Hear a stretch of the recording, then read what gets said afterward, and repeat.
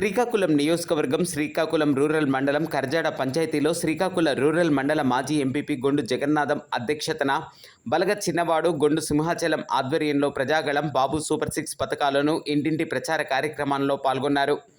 కార్యక్రమంలో TDP, Janasena, BJP నాయకులు, కార్యకర్తలు, అభిమానులు అధిక సంఖ్యలో పాల్గొన్నారు.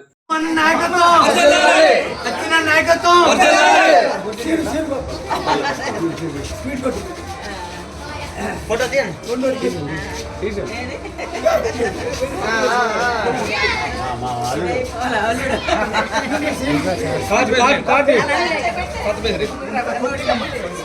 స్క్రీన్ గారు చూడండి.